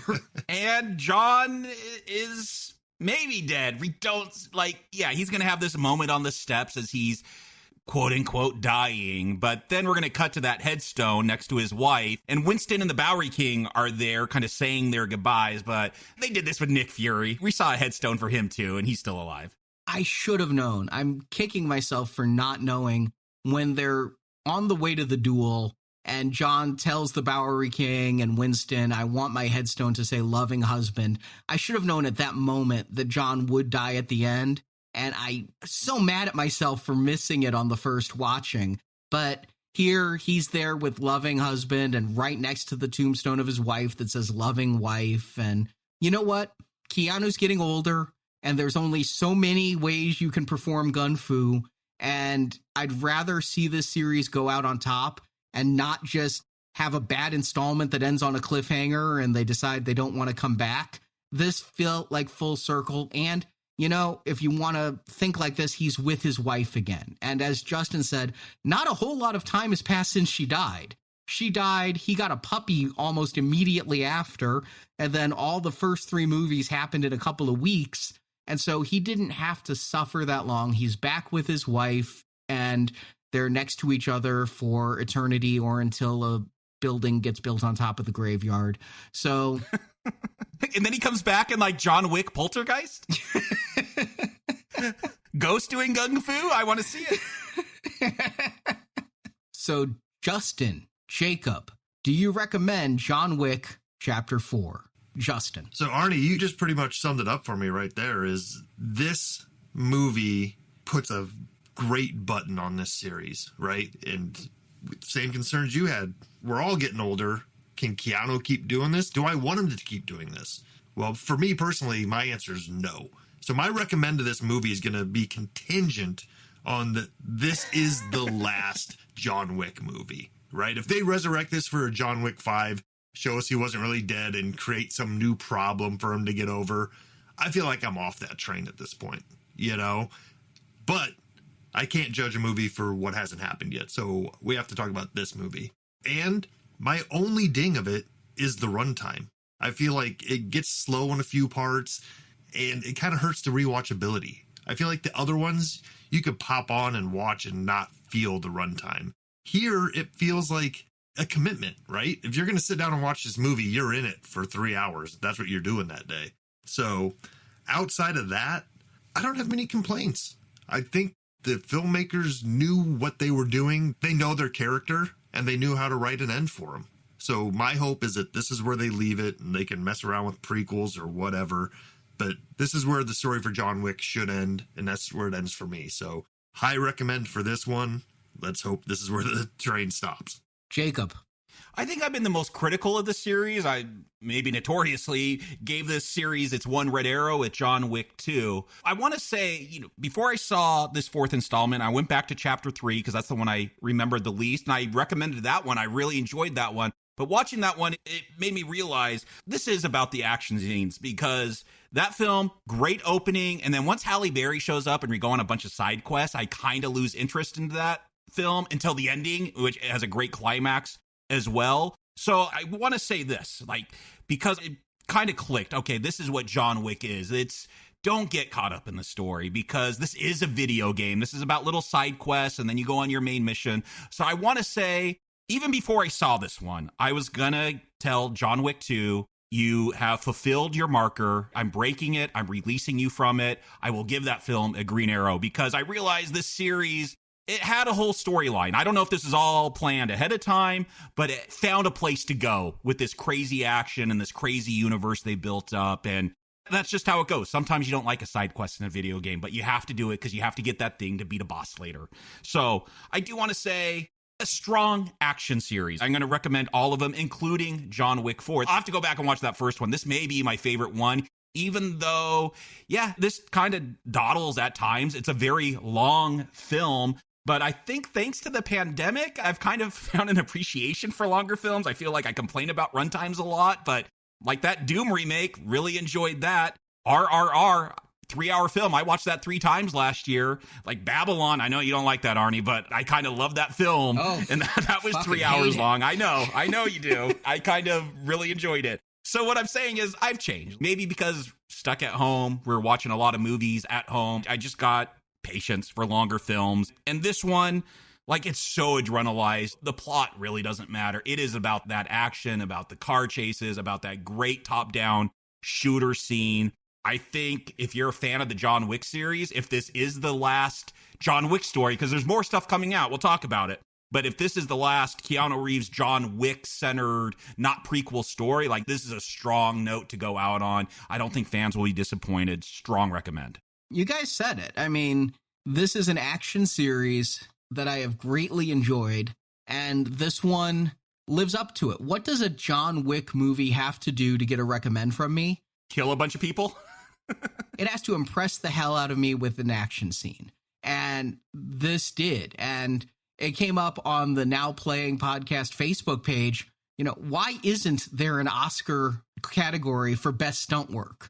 Isn't there an MTV Movie Award for that? They got Best Kiss and all that. But retroactively go back and give an Oscar to every John Wick movie for the best stunt work of the year, because so much of this is practical stunt work and hardworking stuntmen. And I feel it. It just feels visceral in that way, with the exception of the top-down scene, which I just loved the visuals of, but it didn't feel as much impact with each hit as I do with the close-up gun fu stuff. So that's what a John Wick movie has to do to get me a recommend. Now, to get a higher recommend, it has to give me some good story and some good world building and some things like that, and a little bit of humor. That very first John Wick and the second one too, where there is an actual cop and he's like, "You working again, John?" And John just walks away, or all the scenes with John Leguizamo and all of that. I just felt like there was humor in those. And this movie lives up to it. Now, if I'm going to rank them, I'm probably going to rank them maybe 1, 4, 3, 2. Maybe 1, 4, 2, 3. 2 and 3 feel about the same in my mind. But part 1, you can just watch part 1. It's a self-contained dog revenge story, and it doesn't feel like there needs to be anything beyond it. But when they went beyond it, they brought great stunts, great humor. And so this is a really solid recommend. I'm not as high on it as Jacob, and I think part of it is I got tired. Now, I'm not opposed to a runtime. Avengers Endgame is a 3-hour movie, and that movie when I say a movie is too long, then Avengers Endgame comes up with the meme, your argument is invalid. Because Avengers Endgame is one I have watched so many times and it never feels too long. And so it goes back, I think Roger Ebert said, no good movie is too long, no bad movie is too short. And so here, it felt a little long. So it can't be like... So it's a little bad? It's got some places where it dragged, like Justin said. But it's still so worth seeing, and I really want to see what Leach does next. He's impressed me with all of these Wick films. For a series I came in just hearing good things about, to coming out the other side going, you know what? You've done a well-contained story here, 4 chapters, but I'm kind of with Justin. I don't need to have John Wick Chapter 5 or John Wick the epilogue. But I think we're going to be back next year now. I guess we're not going to do the Continental. That's supposed to come out this year. But there's a movie, and from what I read, it's already filmed and done. It's a spin-off. Hey, you remember that ballerina that was dancing in front of Angelica Houston in part 3? Oh, yeah. Yeah. Well, we're going to get the ballerina. Apparently, she has some side quest story. It's going to be like John Wick 3.5. It takes place between 3 and 4. Maybe she's going to get revenge for Angelica Houston getting killed, but the ballerina is supposed to come out. That movie came out last year, wasn't it? Black Widow? Or Red Sparrow? I don't know. If it's the John Wick group in charge of it, look, seeing a ballerina like spin around on her toes kicking dudes, that could be fun. Yeah, but I'm looking at it and I don't have high hopes for the ballerina. It is being directed by Len Wiseman. Oh, I didn't know that. Man, we have reviewed many, many times. Mostly he's done the Underworld series. Yeah. Plus Die Hard 4 and the remake of Total Recall. So nothing good. That's a bummer. I did not know that part. But before next year, we're going to be getting to some other new stuff. Yeah, we're going back to another old retrospective series, much older than our John Wick 1 review. Remember, Jacob, when we had to spend like 2 months watching Children of the Corn? Oh, yeah. Something that I wish was a victim of the pandemic. I guess it came out in one theater in Florida or something, but yeah, Children of the Corn reboot or new film. I don't know what it is. I don't want to know what it is, but I'm going to have to. It came out in theaters, more than one theater. Stuart went and saw it in theaters. He saw this theatrically before because it got re-released in theaters, supposedly like the same week as Creed 3. Yes, he went that week. While we were seeing Creed 3, he went to see Children of the Corn. He did not go to the original theatrical run of Children of the Corn then. No, it was shown in Australia, too. Is that where it was shown? Okay. Australia and like one place in Florida, I heard. But it is now available widely on Shudder, the streaming service for horror fans. And so we are going to be back next week taking another bite out of Children of the Corn, yet another adaptation of Stephen King's short story. This is the 3rd time that they've told the origin of the Children of the Corn. Okay, so this is a full reboot. Yeah, and, you know, like every reboot, they've gender flipped it. It looks like instead of Isaac, we're going to have a female child leading them. I don't know the female form of Isaac. And in between, on Friday, the weather is improving, even up here in Illinois, where the weather sucks compared to where I usually am. It's getting to be nice out. It's getting to rain a lot. That means spring is here, and with it comes our Spring-Summer 2023 donation series, and it's a throwback. Yeah, forget about Shark Week. What about Shark Spring Donation season? That's how long this is going. 12 years ago, Brock, Stewart, and I reviewed the Jaws films and the Deep Blue Sea films for donors. We're kind of going back to that. Starting this Friday, we're reviewing another sea monster series. It's a Jaws ripoff, at least that first one that I've seen. Piranha. And let's keep in mind, the first one, directed by Joe Gremlins Dante. The second one, directed by James Avatar Cameron. The first time he went the way of water, but only for a couple days is my understanding. And then there's a TV reboot from the 90s, and then Piranha 3D, and the best title in cinematic history, yes, Piranha 3 Double D. The only reason I wanted to see that movie was because of that title.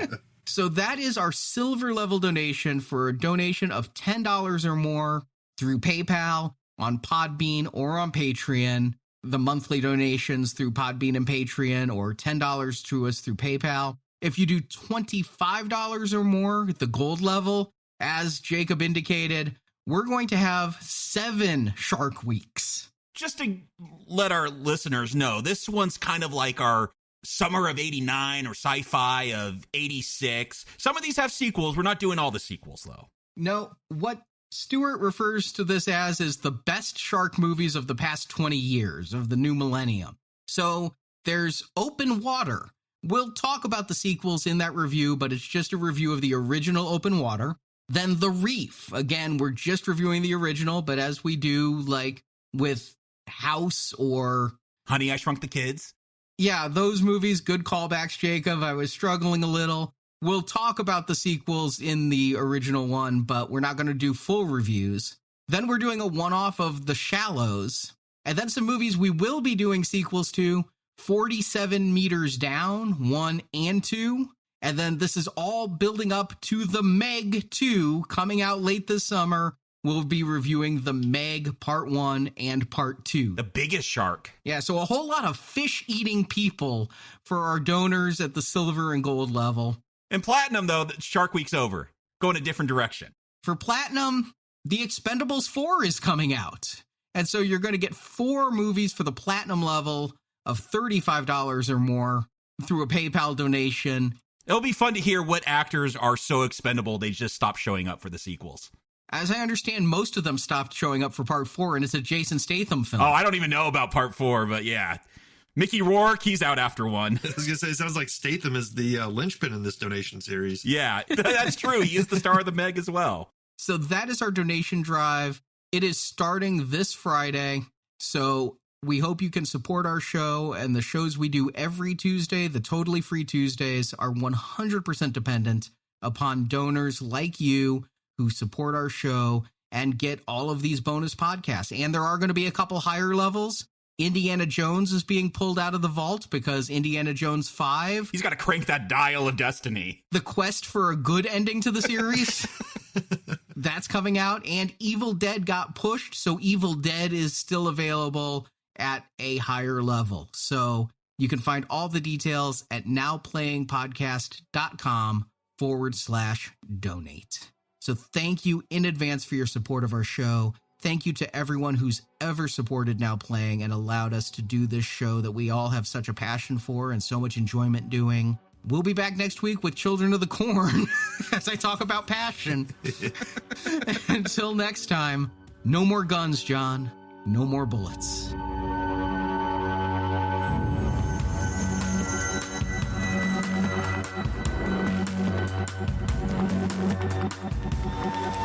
John Wick, excommunicado in effect in 3, 2, 1.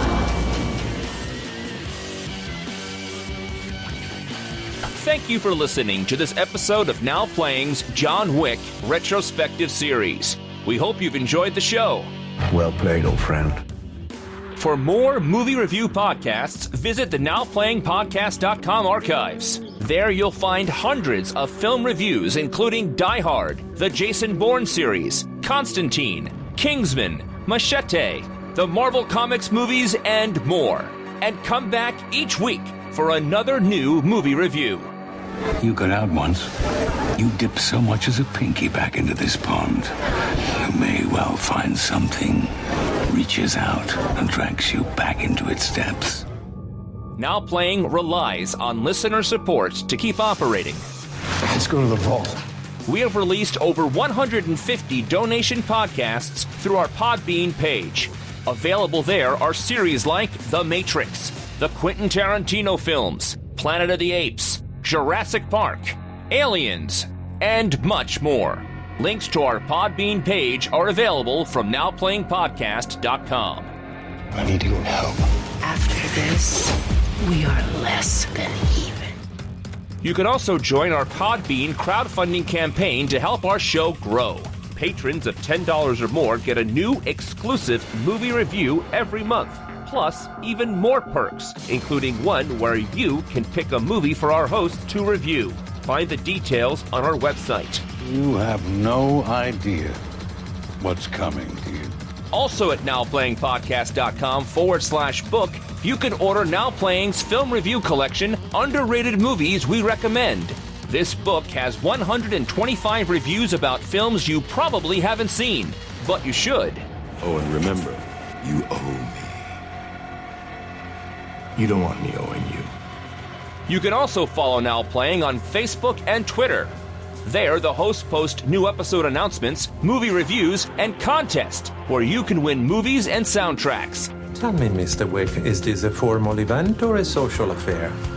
Social. You can also help out Now Playing by leaving us a 5-star review on iTunes. A link to Now Playing's iTunes listing can be found at nowplayingpodcast.com. I'll try and do the same. Now Playing's John Wick series is produced and edited by Arnie Carvalho. Sometimes you gotta cut 'em up. Associate produced by Jason Latham. You do realize that I'm management now, right? So I don't go around shooting people in the head. Now Playing's John Wick series credit narration by Brock. Shall I announce you? Yes, please. The John Wick films and all the audio and music used in this show are the property of their respective copyright holders, and no infringement is intended. Mr. Wick broke the rules. Do you understand the repercussions if he survives? The opinions expressed on Now Playing are those of the individual hosts and may not reflect the opinion of Venganza Media Incorporated. What he said. Enough.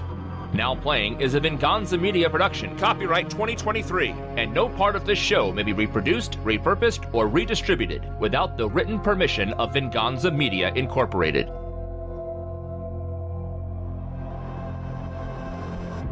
You done, Diggo? We're done. You working again, John? John just walks away, or all the scenes with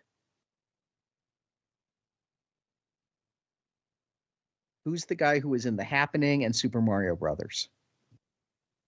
John Leguizamo? Okay. I'm like, what is that Venn diagram? I thought by naming those two movies, it would make I don't even remember him in The Happening. And I'm like, are you talking about like Chris Pratt? Are you doing the new Super Mario Brothers or the old one? I'm like, Bob Hoskins was not in this film. Tu Wong Fu, come on. Who is it?